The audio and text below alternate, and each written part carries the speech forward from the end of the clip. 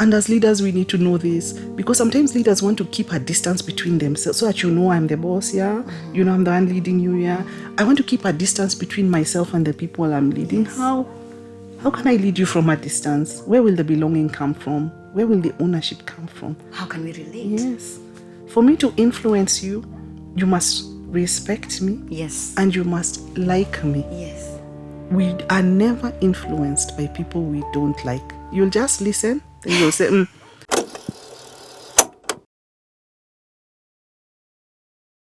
So hello guys, and welcome to Touch Digital TV. My name is Amina Hussein and you're watching Sips and Soul, where we share, feel and also connect with human interest stories. So on today's episode, I am joined by a transformational strategist, one of the East African's greatest, I can say leaders or something like that, because you're mentioned there. She's also a communication strategist, a customer service, hey, you have so many titles. I do. Without further ado, guys, allow me to introduce to you in the studio, Carolyne Gathuru.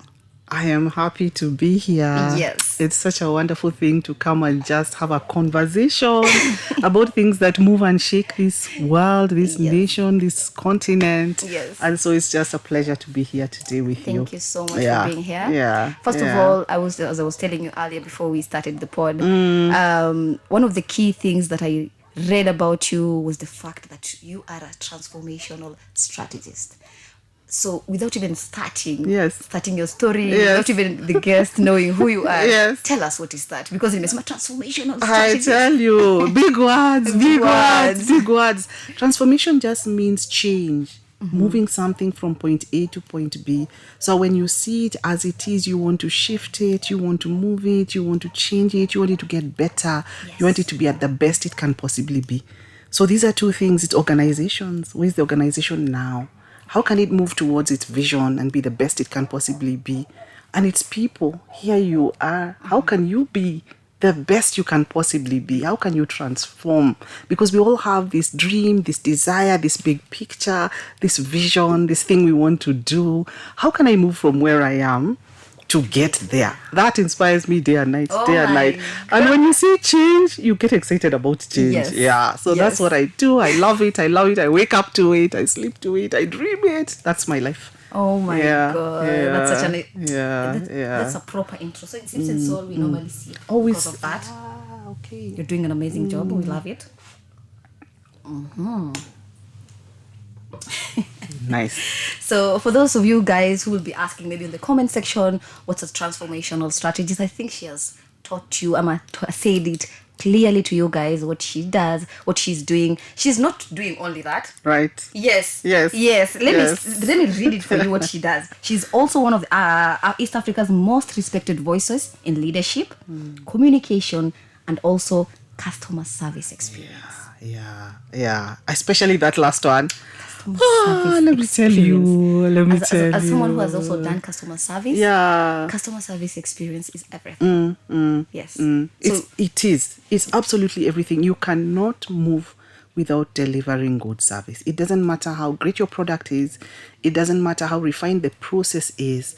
It doesn't matter what kind of service you are delivering. If you don't deliver it in a way that the person receiving has a good experience, it won't work. It won't work. You can imagine that I am buying, say, beauty products from you. Okay. And I go online. I love it. I love the videos you've posted. We connect. You tell me how much it is. I buy. I send you the money. And then you send the rider to me. Yes. And then the rider comes to my door and starts to quarrel me. Kwani wewe? I have been knocking here, nimeshinda nikigonga hapa mlango, kwani unadhani sina kazi ya kufanya isipokuwa kusimama hapa nje yako? I'm telling you, it doesn't matter what great service you have given me. That last mile, I will say never again. I'm not buying. That experience was just so foul. Yes. I am not buying from this supplier again. And so service is everything from end to end. It about the product that you have connected with me. Yes. That last mile, that experience can cause me to shut down, and it can undo everything you've been trying to do online for a while. Wow. Yeah. So we now need to get service excellence right from beginning to the end. So that we can get customer satisfaction. Correct. Oh. Correct. Good customer Correct. experience Correct. because good customer satisfaction. Correct. Anyway, guys, so with that, Correct. so I would love you actually to tell us who is Carolyne Gathuru. I am just a happy person. Let me tell you. Let me tell you. Okay. I'm happy. Okay. My life is nice. I wake up in the morning and I am like, this is my life. Yes. And then I step into it. Okay. Yeah. And then I'm like, okay, I'm doing this. Yeah. So I think so many people have seen you maybe online, especially those guys who are dealing with brands, Yes. especially corporate spaces. Yes. Would love to know, Yes. where was Carolyne nurtured before we come now to your professional journey? Right. Yes. You should have met my mom. Yeah. I wish. You should have met my mom. Yeah, I always say if I could be half the woman my mother was, then I have arrived. So that's where all of this joy has come from, all of this passion for people, all of this wanting people to succeed, wanting them to be the best they could possibly be. That has all come from my mom. So I am my mother's daughter, and I love it that way. Yeah. So that is shout where out to mom, shout out wherever she is, shout out to her. And so that's where it has started, right from childhood. I have always been like this. For those other people change. Very calm. Me, I've always been like this. I've always been like this. This is me. This is me. You don't shout. Yeah. Okay. Yeah. So let's start with where did you go to school? I went to a polling station. You know, there's group of schools and then there's polling station. Me, I went to a polling station. City Council School. City Council. It was a fantastic school. Yes. Yeah, it was St. George's Primary School. Yeah.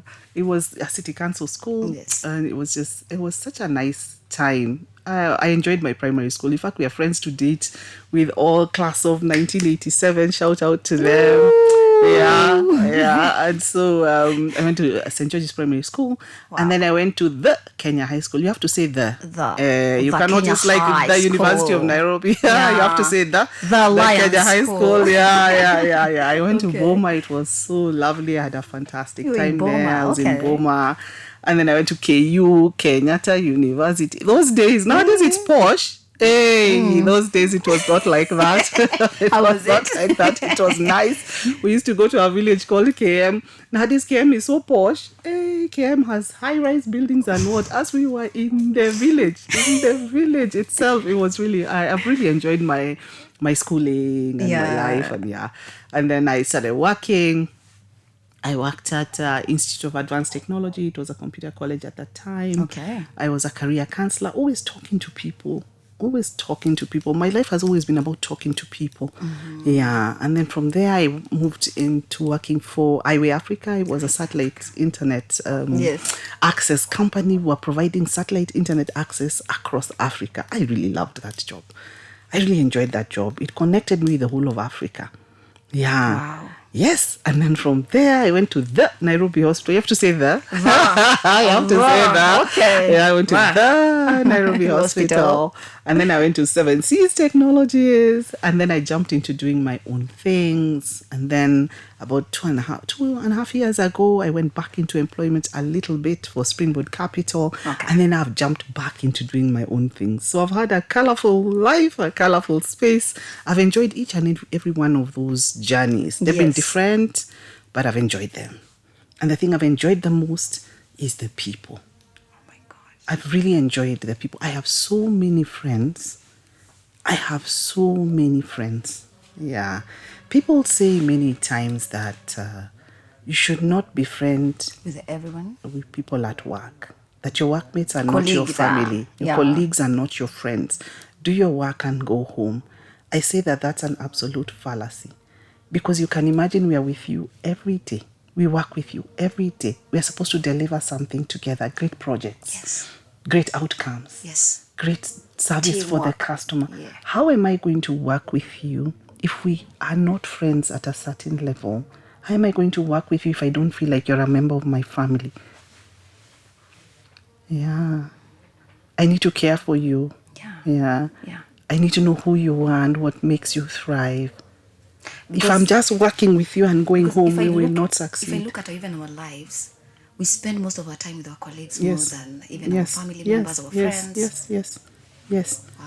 And it is possible to be friends and family with the people you work with and still be professional. How? Because if, for example, we are working with you, Yes. we are friends with you, Yes. what happens when I'm your friend? I tell you the truth. Otherwise, I'm not your friend. If I'm your friend and I cannot tell you the truth, I cannot correct you when you're going wrong. I can't celebrate with you when something has happened to you. I don't know when you're down that I should support and cover for you at work. That you come and say today, I'm not okay. Then the whole team rallies around you and supports you. If we can't work like that, we will not succeed at all.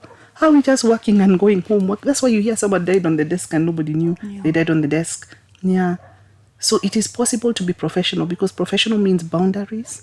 It means being able to give feedback. It means being able to call out the person when they're not doing well and celebrate them when they're doing very, very, very well and shangilia them and just, So it is possible. It is possible. And as leaders, we need to know this because sometimes leaders want to keep a distance between them so that you know I'm the boss, You know I'm the one leading you, I want to keep a distance between myself and the people I'm leading. Yes. How can I lead you from a distance? Where will the belonging come from? Where will the ownership come from? How can we relate? Yes. For me to influence you, you must respect me. Yes. And you must like me. Yes. We are never influenced by people we don't like. You'll just listen, then you'll say, But if I like you, I will go to the ends of the world for you. True. Yes. And I like you because you're fair. I like you because you're firm. I like you because you stand for something. I like you because you have principles. That part we really need to pick up as leaders. It's a struggle. Because from when we were little, who are the leaders? It was the headmistress. Yes. It was the headmaster. It was class prefect. Yes. It was the teacher. It was distance. Yes. So we need to unlearn that bit. We really do. Wow. That's so. I could talk all day about this. I know. So was there something, Amma, is there something that happened that really made you develop a nose for this? Because I feel like maybe there's something that happened and you said we need, to reduce this distance between maybe the leaders and us. Is it something that maybe you delve into it because you felt like there's a gap in this market, and what really made you, jump towards it and, turn this society now, they come and work together, be together, what's or not you call it. Yeah. For the strangest reason, and I don't know why, somehow, and it scares me, when I talk, for some reason, people listen to me. I don't know what it is. We can be in a group, then I start talking and I say, guys, we need to, people start to listen to me. I'm like, why are you listening to me? Why are you listening to me? And then people, Is it your voice? Like, I don't know. But I don't know what it is. Okay. And it comes, even when I say, I nataka kucheza chini, I want to lie down here, lie low. When I talk, people listen to me. So I'm like, hey. So this thing of being listened to, it comes with such heavy responsibility. Because if I start saying, let's go, and you're going, it means whatever I am saying needs to be proper. Yes. So it has caused me to think in leadership, you must say proper things. Don't mislead people. Don't cause them to fall. Don't cause them to stumble. And so that causes you to want to be at a different level of, I can see ahead. I'm planning. I'm even risk planning what would cause my people to not succeed. And that then causes you to want to know them better. Because for me to know what will cause you to succeed and cause you not to succeed, I need to know you. I need to know this is your strength and this is not your strength. So I put you in the area of your strength. Like, let's say, for example, your strength is not communicating and you want to build it. Yes. And your strength is organizing. So anything that requires organization, I will make you teach someone. Wow. Right? And then anything that needs you to communicate, I will make you the chair of the meeting. So that you plan, you communicate, you talk, you have to tell people to say something in the meeting, then you grow your communication like that. So I need to know you. Because how will I know you're like that? And you are not like that. So to lead you, I must know you. Wow.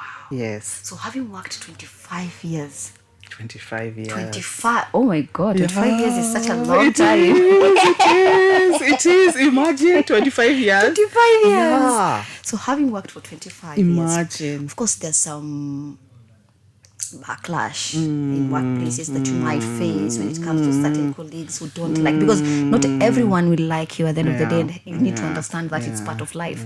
Having worked for 25 years and gaining all this experience, getting all this information, what are some of these, characters that you come across and you just say, okay, since I've mastered myself, I've known who I am as Carolyne Gathuru, I want to deal with this today. Let me deal. What are the disciplines? Yeah. First of all, let me talk about 25 years. Oh, okay, yes, I want you to talk about it. I cannot fail to tell people how I am 50 plus 1. Maskini. It's not nice to say 51. It's nice to say 50 plus 1. It feels so nice. Yes, it feels like I'm heading to 60. I love it. Let me tell you. And when a Kenyan says, let me tell you. You're saying 51? Me, I'm seeing a 39-year-old here. Oh my, let me tell you. What's wrong with you? You're not even 39. Let You're me tell even you. 36, 7. I am 50 plus 1. Now, you know, let me tell you. When a Kenyan says, let me tell you, just know they're about to tell something. Okay. People say, ati, life begins at 40. They have not been 50. They have not been. Let me tell you. This is where it is. Let me tell you, 50 is where it is. Life is so full of zen. You're just zen. You're so centered. You're so balanced. Small things don't faze you. You choose your life. Yeah. You're at a space where you do the things that you want to do. Like being here, it's just such a beautiful choice for me. For sure. Thank you. Yeah. And I'm so glad to host you because come here. Oh, come. Please come over here.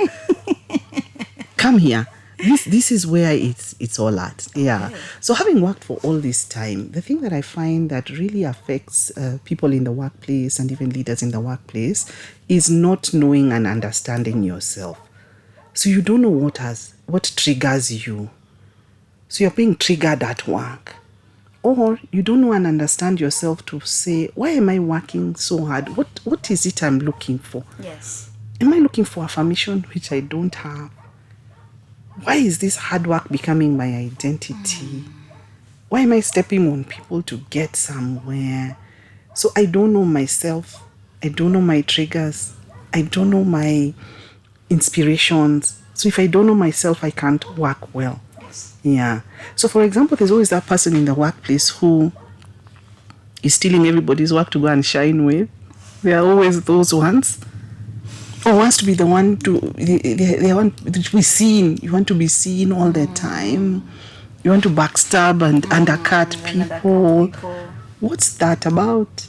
It's about a hole you are trying to fill in the workplace.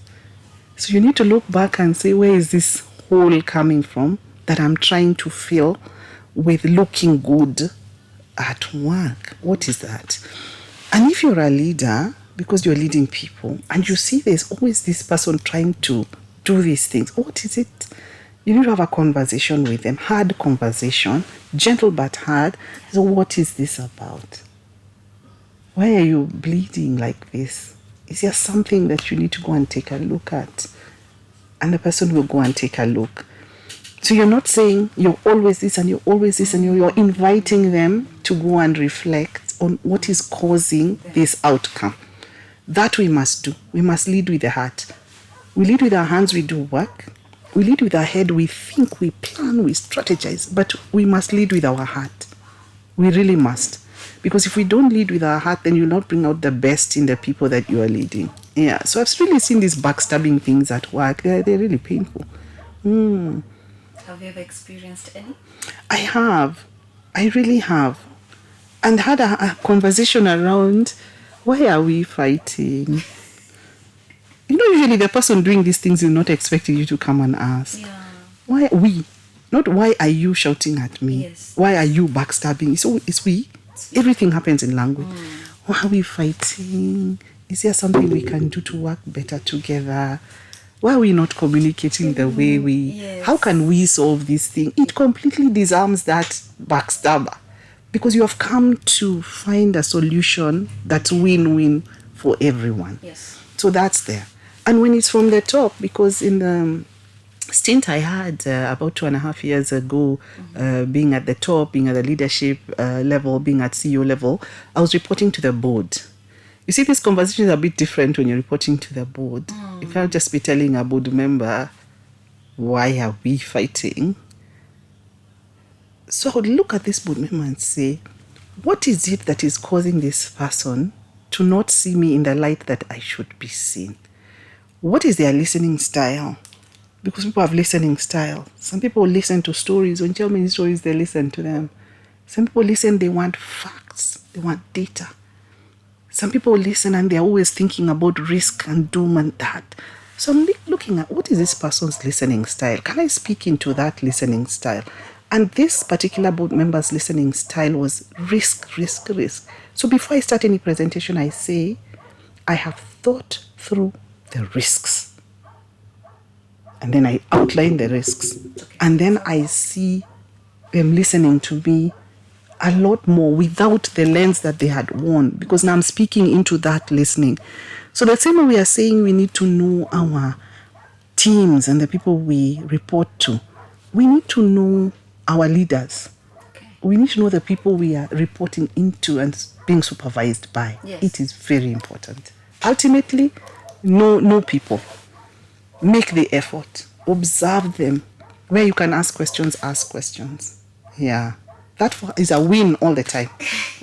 And since we're talking about leadership, we've had so many leaderships when it comes to now the country. Yeah. And right now we have another leadership, another regime ongoing. It's not about being political or stuff. But I feel like as we go by, as the years, as I grow older, I feel like we're choosing people who we cannot communicate with, who we cannot reach out to, even in workplaces, even you name it, even in our households. You find that maybe your mother does not communicate to you the way they speak to the last born, the way they speak to the firstborn. How do you deal with that? Yeah. I think it is a matter of accountability. Okay. We need to be able to hold people to account. And it's a difficult conversation. If you told me that you are going to do something, and then you don't do the thing, and nobody's asking you about it, it will become the norm. Yes. So the culture in that place will be one where anything goes. You don't keep promises, you're not held to account, you don't answer to anyone. So I think we need to develop a culture of accountability in this nation, so that we can all walk to our leaders and say, this was in your manifesto. Yes. You promised this. Where is it? So that's actually, I was pointing it out earlier. So many people have lost their jobs simply because we don't have good leaders when it comes to our workplaces, leaders who understand who they are and what they want to put outside there. We have more of insecure leaders, I'll say that. They're more of, you want to take my job, my title, my everything. So as you've pointed it out earlier in our conversation, I feel like once someone has just mastered themselves, they have nothing to lose when it comes to, whatnot, when it comes to workplace, even relationships, even friendships, you name it. Correct. That insecurity is what causes somebody to want to oppress somebody else. Because why would I want to oppress you? It's because I want to keep you down. Yeah. I don't want your light to shine. You're going to outshine me. That is insecurity. Yes. You can't know everything. You can't be the be all and end all of everything. I like to give the example of this microfinance that I was at. Okay. It's a financial services institution. I am not a finance person. I was the CEO there. What do I know about banking, finance, insurance, and all of these things? Not my thing. Yes. Leadership is my thing. So we worked so well with the head of finance, who knew so much more than me. And when you're a leader, you want people in the team who know more than you. Okay. We really worked beautifully together. And I had no shame at all to say, Steve, what are you talking about? Take me slowly. And the teacher in Steve would come out and he would show me these things. And I would report to the board. And I would say, Steve has done a great job. And report the figures to the board. And our figures were going this way because Steve was technically competent.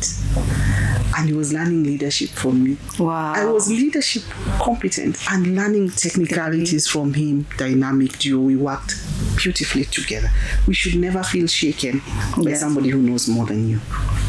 Okay. Yeah. Since you're a communication strategist, also you do communication, you also deal with customer service. Now let's now delve into strategic communication. Yes. What do you think needs to work for a brand to work in a long time? Which strategies when it comes to communication? What do you think needs to be put in place? I think brands really need to know and understand their audiences. Who are you talking to? At what level are you talking? And keep it simple. Because sometimes brands try to be too shiny, too complex. You need to keep it simple because as human beings, we are fighting with so many things. Sure. The world is throwing so much at us. What are you saying? Like, what are you saying? I need to be able to understand what you're saying. So brands need to keep their communication at a level where the audience can understand what you're saying, and consistently so. Communication needs to be consistent. Not today I've come with this and then it dies, and then I have 3 months I have another project and it dies like that. I need to be very consistent in my communication, and it needs to be simple communication. And we need to understand, what is that brand promise? What am I promising the customer? Yes. What am I promising the people that I am serving? Yes. So that I'm always speaking into that promise. In fact, brand strategists and customer experience strategists are always fighting because, is it the brand promise or is it the customer promise? What is it? What is it? And I like to say it's both. Because true. the brand is promising the customers. Yeah. So it is a brand promise and it is a customer promise. Both in one. Yes. And so the brand promise needs to be spoken over and over again. And to understand the why. What's the customer's why? Because a brand is not a brand for a brand's sake. A brand is a brand because it is speaking and promising customers. So what's the customer's need? What's the why of the customer? Why is the customer coming to you? So you need to understand that why and continue to speak into that why. For example, a brand needs to understand my customer's emotional need is to feel a sense of aspiration. Because as human beings, we're always aspiring to something. Yes. No matter what. Even if we are leading the country, we are aspiring. Even if we are walking the shop floor, we're aspiring. There's a common thread of aspiration all the time. It's why all of these people who come to preach MTO have a lot of people following them. Yes. Because they're preaching aspiration. And so now we are blind because our need for aspiration is causing us to follow even the wrongest because people. We're looking forward. Yeah. So if a brand understands that, in their messaging, they'll be messaging aspiration. I will be identifying with that aspiration. The things that I'm looking at the brand and feeling a feeling of aspiration. So you've got me at an emotional level, because human beings, we are very emotional. Very. And very rational as well. Very. So brands need to just listen to the voice of the customer. Always listen to the voice of the stakeholder. Listen to the voice of the person that you're speaking to, and then tailor communication to speak into that listening. Okay. Yes. So marrying these communication types like interpersonal communication, intrapersonal communication, do you think this fuels brand success? It does. Okay. It absolutely does, because a brand is built internally and externally. Okay. Actually, a brand is the people. Our customers cannot love your organization unless the people who work there love it first. For sure, you can say that this is Carolyne Gathuru Incorporated or whatever we call it. And I have come out and I look great, I look professional, the brand is nice, look and feel everything. And then the people who work for me are in a toxic workplace. They are always talking badly about the brand. They are always complaining about the brand. They are in pain about the brand. Nobody is going to love that brand. Okay. Yeah. If my staff goes online and says this is the worst institution to ever work for, don't go there.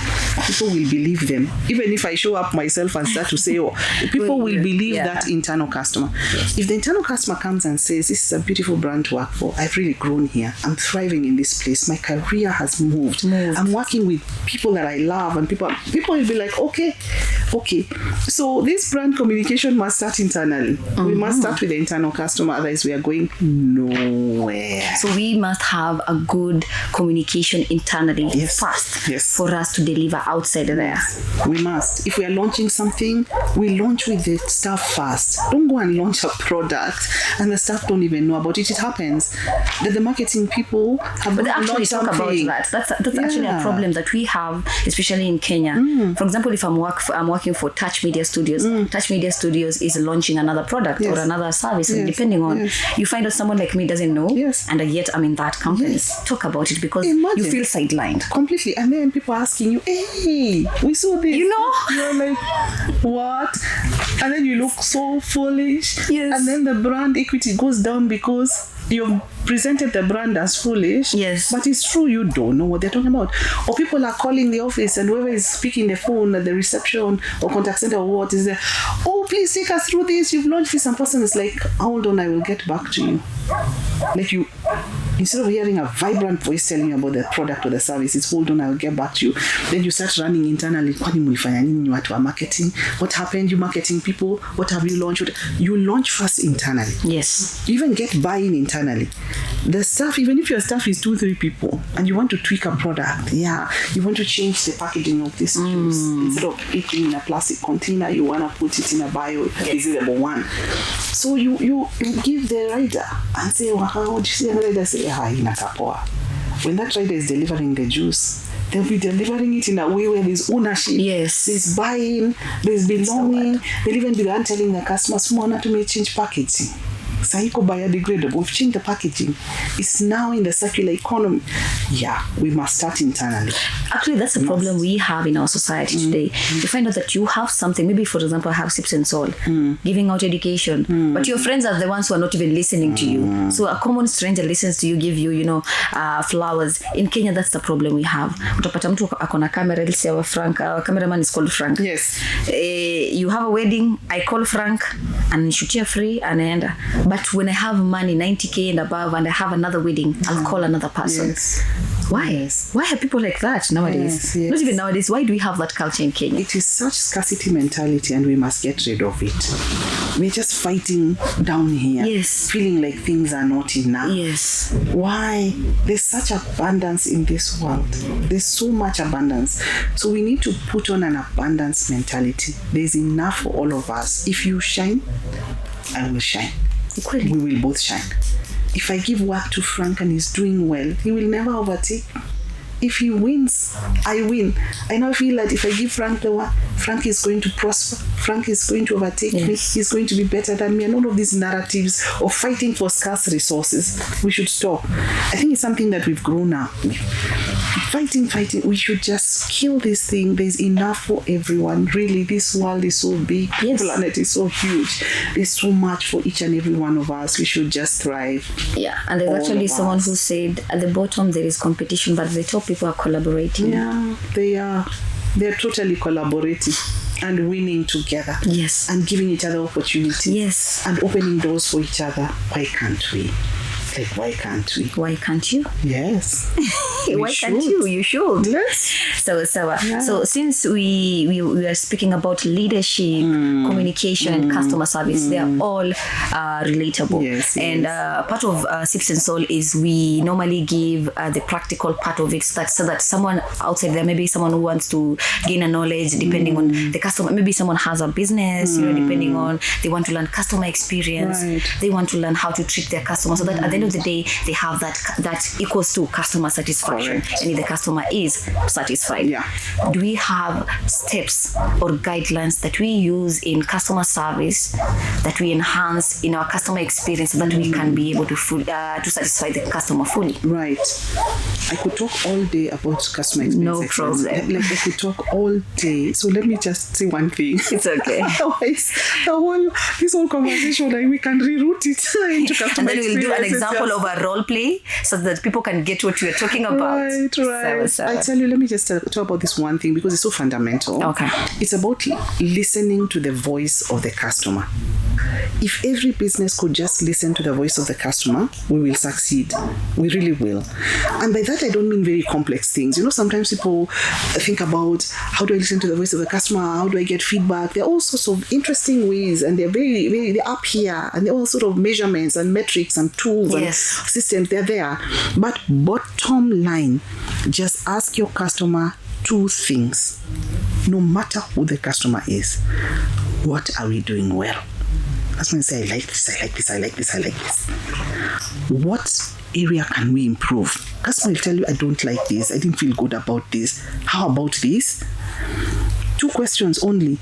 So if you're engaging with me on WhatsApp or on Instagram DM or on TikTok or whatever, and we have had a whole conversation, ask me, what have I done well? What can I improve? 2 things. It's not a form to fill. It's nothing. I'll tell you very quickly. I liked how you talk to me. You call me by name. I really like that. You respond to me very fast. What I don't like is sometimes I have to ask you something twice or thrice before I understand. Could you simplify what you're saying? The customer will tell you. And when the customer tells you, you're able to innovate. You can change things. You can change your process. You can change the product. You can repackage. The customer will even bring you market intelligence. They'll be like, here on Sips and Souls, imagine when I went to another podcast, by the time I arrived, they were already waiting for me. And here, by the time I arrived, are you Carol? I'm like, yeah, I'm Carol. And in the other podcast, they were like, hi, Carol, hi, Carol, hi, Carol, hi, Carol. So I'll give you feedback. Yeah. So my experience is like when I open the door, everyone say, hi, Carol, hi, Carol. And I'm like, how do they know me? Yes. How do they know me? Yes. And then you talk about customer satisfaction. There's customer delight. Now, it's a level above satisfaction. So I'm delighted. I'm like, hiya. People here, I'll be like, Frank, how do you know me? And then Frank will say, yes, we were waiting for you. Wow. I'm like, hey, I've arrived.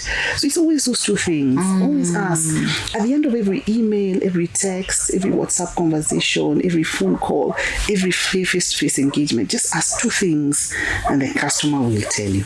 And it doesn't take even 5 minutes for the customer to tell you. Wow. Right. So that is it. That's what we are telling business people. You don't have to be a blue chip corporate. And even if you are, ask. Even if you're starting your hustle today, whatever you do, ask the customer 2 things. Listen to the voice of the customer. So you're serving me, you're not serving yourself. Yeah. Sometimes we change things because we want to make it easier, faster, more convenient, and then we disrupt the customer. So customer service, you've said it entails knowing what your customer is speaking about. Yes, absolutely. There are many, many, many things.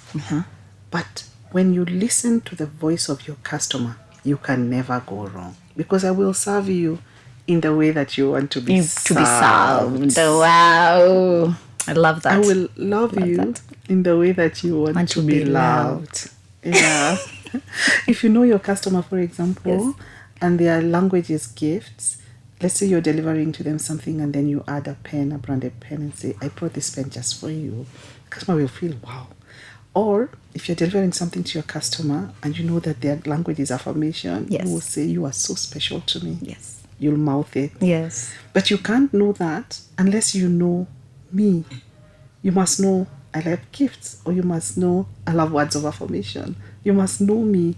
You can't know me unless you speak to me and you ask me and you listen to my voice. Yes. So we must listen to the voice of our customer. Yes. Yes. Because it's all about the customer's wants and needs. Yes. Yes. Thank you so much, Carolyne. Yes. So moving on to matters women leadership. You're one of the most inspiring or aspiring or inspiration top 10 women in East African leadership. Talk about that. Right. It is possible. It is possible for women to lead well. Sometimes people feel like women are emotional. In fact, it says a woman cannot be in the boardroom because you're emotional. Yes. You hear people saying that. Yeah. It is because most of the time. it is because you have come to the boardroom and you have not brought your whole self to the boardroom. See, for example, if you're showing up in the boardroom and you are very well prepared. Yes. And I want to tell every woman in leadership, do not appear if you're not prepared. You'd rather postpone that meeting. Because you're already fighting a lot of stereotypes. You're already fighting a lot of seen and unseen things about being a woman in leadership. Yes. You're already fighting a lot of judgment. That is not in your control. What is in your control is to be thoroughly prepared. Know your subject, know your content, know your audience, who are you speaking to, and appear there very well put together. You will have brought down that chaos to a lower level. Yes. And then do your thing. So even if you're emotional about something, a decision is being made and you don't like it and you're expressing it, or you have won and you're expressing your excitement, yes. That thing of women being emotional will not be used against you because you have come with such substance. So we should not do ourselves a disservice by showing up to lead without substance. Research, understand, prepare, and come and present. Plan properly. That one we must do. Wow. We must do. We must do. Yeah. I think if people listen to that, especially women in leadership, take. Correct. And we should never also be afraid to say that I don't know. Sometimes we're afraid. Somebody has asked you something and you don't know. And you're afraid to say you don't know because in your mind you're thinking, I'm going to look foolish. That's the voice in your head. I'm going to look foolish. It's like I don't know. So you try to go this way, that way, with a thing that you don't know. And you can never be confident about a thing that you don't know. And confidence is the aura you're wearing as a woman in leadership. And so you should very confidently say, I'm not 100% sure about that response. I will come back to you. That's a very important question that you have asked. Let me take the time to look into it properly. I will come back to you. And if somebody is taking minutes, say, kindly minute that as an action. No one will take that away from you. Thank you. You have spoken about it with such deep passion. Because to know means to be curious. To know means to go and research. To know means to go and ask questions. Yes. They said the foolish person is the one who doesn't ask. Yeah. So we should never pretend. This thing of fake it till you make it, there's no faking it. You should never fake it. If you don't know, say you don't know, very quickly go and know. And come back. Because if you fake something and you're pretending, you will never thrive. People can just see. Any discerning person can see you're faking it. Ukweli. Yeah. Yes. We should never fake it. We should just make it and make it. That's it. Yeah. Okay. Yes. So since we are touching on leadership, let's talk about the East African lead. Before we come to Kenya, let's talk about the women in leadership, generally in East Africa. Yes. How are you? What are you guys doing based on that? Like, are you guys sitting down, picking phone calls, talking to each other, reminding each other that you're women in leadership, that we need to do these things? Talk about it. Yes, I tell you, there's so much harmony, there's so much synergy. There's so much. We even say we are sisters. Let me just talk even about the customer experience space. The women leading in this space of customer experience excellence, which is great because an organization can never thrive without a pillar on customer experience. Yes. It's the customers that bring the money. So even if you have a strategy with a pillar on finances, where are the finances coming from? Yeah. If you have a strategy with a whole pillar on human capital management, this human capital within the business, who are they serving? They're serving customers. So really, customer experience, everything. I tell you, it really brings joy. We are always with the sisters in Uganda, Customer Experience Association of Uganda. What are you doing? What can we borrow from one another? What's the difference? Yeah, in Tanzania as well, in Rwanda as well, because East Africa has become greater East Africa. Yes. Yeah, so we're always borrowing from each other and saying that Africa really has ceased to be a continent where people are saying services are not where they should be, that it's substandard. We are saying that we are taking on the world. Yes. Yeah. So collaboration. Yeah. Just to add on that, I feel like also we need, as women, we're being told we're too emotional. Sometimes we're being told, you know what, you're too empathetic. Yes. Especially when it comes now to customer service. Yes. You've empathized enough with the customer. You've said my apologies 1,000 times, but now you're not coming into conclusions. And there are some things that you, even as a woman leader in that scenario, you sit down and you tell yourself, okay, as a CEO, I feel like, okay, this is quite debatable when it comes to, my worker dealing with the customer service. Is this something that, okay, you guys, in as much as you're borrowing from different countries and giving each other experiences, what differences are you trying to make when it comes now to leadership and customer service? Right. You've talked about a very important thing. Many times, empathy is mistaken for zero tolerance to something. Yes. And so we must have empathy, but we also must have zero tolerance to things that don't go with the ethos, the values. Yeah. Yes, and the character that we want to develop in this brand, the brands that we are leading. So to be empathetic doesn't mean to just take in everything and be and very, very pitiful. Yes. Being empathetic means I hear you, I've come to where you are, I'm trying to imagine what you're going through, but if there is a line you're crossing, I need to very empathetically tell you that we shall not accept this.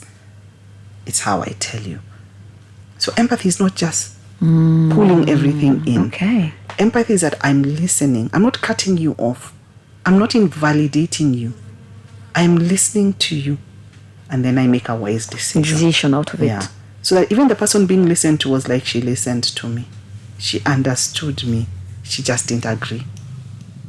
Empathy is not accepting. Empathy is listening. Empathy is listening. Wow. So we need to listen. Even at home, I will listen to my child. I have 2 big Gen Zs. Parenting Gen Zs is a whole experience. We did a podcast on that one. Yeah, I'll call you for that one. We did a podcast on that one. Motherhood when it comes to Gen Z. Yeah, it's an amazing experience. I love it. They teach me every day. I learn so many things. Even at home, I will listen. I'll listen to my young man. I will hear how tired he was. And that's why he didn't do the dishes. He was so tired. He went for soccer. They were tough. He crashed, could not do the dishes. I will listen. I really empathize. And then zero tolerance for that. You will just do the dishes. You will do them. And the allowance that you are supposed to get, you will not get it. Because we said if you don't do the dishes, you don't get your allowance. But the listening, the hearing, the feeling, the imagining, the understanding. He feels hard about how tired he was. I'm not cutting it down that even if you shouldn't have. No, listening. And then once you have zero tolerance for crossing the line, the next time, even with the fatigue, the dishes are done, then we go crash in the bed. Yeah. And then you start a process of this is how we do things. When we say we are going to do something and we make a promise, these are the boundaries, and it happens like that. Otherwise, I would be tolerating and accepting and saying, anyway, you are tired, I understand, you are in pain, but whatever we had agreed, you breached the agreement. So if I am tolerating that and developing a culture of you just breach agreements and make excuses for it, that's a different story. Yes. If now we're in the culture of I made an agreement, I must do my best within the circumstances. Yeah. Or do I need to recommit? Does my son need to come and say, Mom, I know I am supposed to do the dishes. I'm feeling so fatigued. I recognize I'm supposed to do this thing. Please let me go to bed. I will do these things in the morning. See, that's a different conversation. Wow. You recommit. Yes. Yes. So there's a difference between listening and speaking and listening and understanding. Correct. Wow. Yeah. So empathy is great. We will empathize all the time. Yes. Empathy is a very good skill. It's one of the key fundamental parameters of emotional intelligence, the ability to empathize. Yeah. So when it comes to customer service, this is like last but not least. All right. We normally have something that is called role play. Yes. And I feel like the day I was given an example of how I was supposed to treat a customer, I really felt nice. Okay. Because I used to think that just picking a phone, in Kenya, no offense, I'm not rushing anyone, but our service providers, you find out Safaricom unapiga mteja unataka kuchagua which language, you take the language that you choose, the language that you want to speak in, to speak to the person we in. You just call them, speak in Kiswahili even if you selected English. Yes. And you talk to them, and at the end of the day atakuuliza kuwa na siku njema. But now when I did the international one. I figured out. I even told myself, these people are so entitled. They're so entitled. Yes. And then I came to realize that was customer service. So give us just an example of role play. What is someone supposed to do? A customer calls in. What are you supposed to do? Yes. We need to listen to the customer at a level of what does this customer really want? Because sometimes a customer is making noise. They're making noise. And they're saying, I have been emailing you. I have been calling you. Nobody seems to care about me here. You people, what kind of outfit is this? I'm going to move. I'm going to walk. I'm going to post you on social media. What is that customer saying? They're saying what they're saying by word of mouth. Yes. But we're listening at a lower level of what is this customer saying? They are saying, I am important. You're wasting my time. I have been calling you. I've been emailing you. I'm going to take you to social media. What's the customer saying? See me. I can cause damage to you. I am very important. I will make you listen to me if you're not listening to me. That's what the customer is saying. And so to get that customer to a level where you can have a conversation, you must speak to that second level. Yes. You must speak to what the customer is not saying. And so the response here would be, you're right. You need to be careful about what you're saying, you're right. You're right. Your time is very precious. In fact, nowadays we don't even have enough time. That you took time to call, your time is very precious. You're right. Wow. You are so valuable to us. Without customers like you, we would shut down. You have such value. You're right. Every time you tell this customer, you are right, it comes down. You're right. See, they came to be right. I'll take you to social media. They came to be right. Yes. You are saying it. You have disarmed them. They came to fire. You have disarmed them completely. So it all happens in language. What is the customer's need when they are making noise? They need to be felt, to be seen, to be valued, to be heard. And not the noise they are making. Yeah. Otherwise, you'll be responding, yes, we will respond to your email. Yes, you're not addressed what they are come to look for. We need to know what they've come to look for. Yes. Yes. Wow. Yeah. I think I can listen to you the whole day. Yes. And we can talk the whole day. We can talk the whole day. Yeah. We can discuss. We can share knowledge. So last but not least, I know you have projects depending on the organizations that you're dealing with. What are you using? How are you starting this project up? How are you making sure that the organization are correlating, they're cohabiting nicely with each other, and so on and so forth? And what are your future initiatives that we are expecting from you? I think this is what we can talk about the whole day. We've said that many times today, many things that we want to talk. Let me tell you about the thing that is in my heart. Okay. Like deep in my heart. I'm the mother of boys, 2 boys. I have 2 Gen Zs. Okay. I have such a passion and a calling for the boy child. And there's a project that I am running with regards to bringing dignity to the boy child. Because as you can see, it stems off another program. If I start talking about the other okay, let me say a little bit about this. There's a program called I Speak. I Speak. Okay. Looked at, what do I have in abundance? I don't have money in abundance, but I have the capability to influence, to teach, to transfer knowledge about how to speak and be confident. And so we took this program to low-income urban schools. Yes, one in Kibra and one in Mukuru. And so what happens is we start a leadership club and we get the children there to speak up. Speak up. Project your voice. Look into the eyes of the person you are speaking to. Because I tell you, poverty causes you to look down. Poverty debilitates. You look down. You can't look at the person you're speaking to. And so you're telling the child, eye contact. Shake the hand of the person nicely. Shake it. And that causes that person to listen to you in a certain way. So we've not brought money. We don't have any money to bring. But what would happen in these schools miraculously, in fact, their teacher, Mrs. Obondo, is like, what have you done to my children? Is they would do better in class. Wow. Why? Because you have said, look up. So when the child doesn't know something, like, teacher, sijaelewa, I've not understood. Before, if I've not understood, how do you even say you've not understood? You quote unquote foolish child. Yeah. But we have said, speak up, talk, ask questions, put up your hand, project your voice. So when the child is asking questions, what happens? They understand better. They learn better. Yes. The academics, the teacher is like, what have you done to my children? Nothing. Just confidence. Yes. So we started this program in schools. And then this year, what happened is one of the head teachers for Mukuru Kayapa, the one for South B Industrial area, that one, was like, a group is coming to see the girl child. Many programs for the girl child. Sanitary program, STEM program, women in tech. So they were coming to what do I do with my boys? I'm like, what? Like, the boys have been so sidelined. No one is coming to see the boys. Yes. I was like, imagine we'll come and see the boys.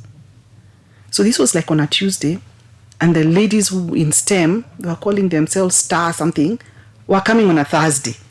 So me, I start calling all the men in my life. I'm like, you need to come and talk to these boys. We don't even need anything. You just come. Got 6 gentlemen. Wow. They go to the school. Now I can't go because me, I'm not a boy child. Me, I'm organizing in the background. Me, I'm organizing and sending the troops. The troops. Yes. So they go to the school and they talk to 400 boys. And my son was one of them. I have a son in the University of Nairobi. Yes. So they go to this. And the boys that day, the head teacher called me, Ida, and told me what has happened to these boys. The men went, 6 gentlemen. They didn't have anything to give them. So the girls were being given things. They didn't have.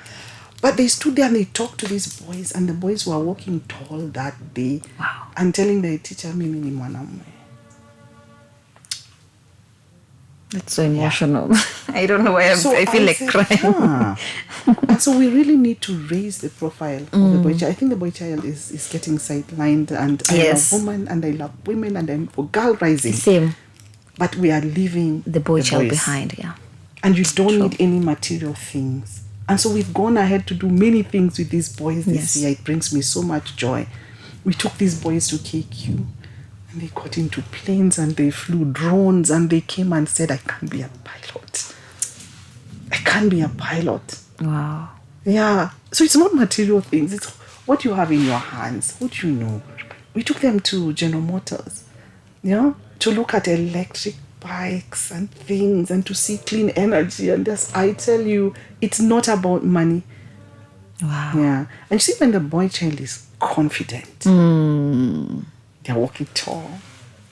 They will never compete with a woman. They will never. They'll not try to beat you down. You see, right now, women are very confident. We speak very well. Yes. When you sit in interviews, women speak and you're like, whoa, they're getting all the jobs, and then the boy child is left behind. Yes. And so the boy child is trying to, even in the house, beat the woman down because competing. When a young because man they've lost self-confidence, self-worth. And identity. Yes. And worth and esteem. Yeah. So when these boys in Mukuru are walking saying, Mimi ni mwanaume, they don't have to compete with a girl. They know their rightful place. Yes. And so there are men out here, they just need to be organized. I think us women are more organized. So it's normally like that. I'm in the background. Organizing. I organize, I arrange everything. And I send the gentleman to go and do the work. So it's a great collaboration. So that's what I feel I should be doing more of. I'm in corporate, I'm doing a lot of corporate strategy work and all of these things I do and cosmetics.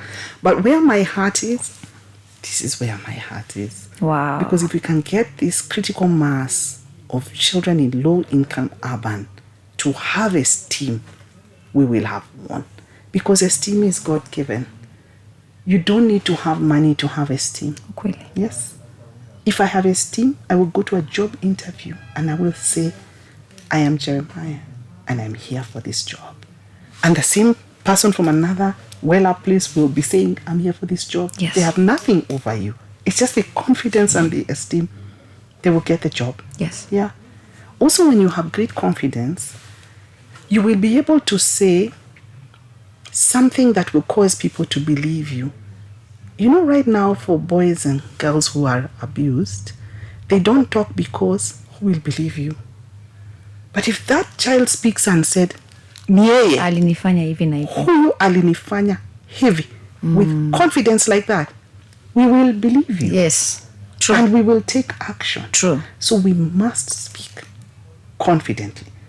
We must have self-esteem. We must project our voices. We must have great eye contact and say, this is the person, this one. Yes. And then the community will take action against that person. And so this is where my heart is. This is what I want to do for the whole of my life. Oh. And so I am looking forward to moving in that direction now. And for sure, that's so amazing. Yeah. First of all, thank you so much for organizing that, because I feel like in as much as we need to still empower the girl child, because we still have a lot of things that we need to deal with when it comes to, because femicide is still there. It's still a crisis that is ongoing. I feel like the main problem is to tackle the men head on. Completely. Yes. Completely. And then because they're the perpetrators at the end of the day. Most of them. Yeah, it's true. Majority of them. And they're perpetrating because they want to dominate. They want to feel a sense of purpose. Yes. And that gives them that what they're looking for. Yes. But if your identity and your esteem is coming from internal, you do not have to beat somebody. You don't have to be violent. You don't have to rape somebody. You don't have to be dominant. Yeah. Yeah. Because you are leading yourself well. Yes. Yes. And it starts from the inside.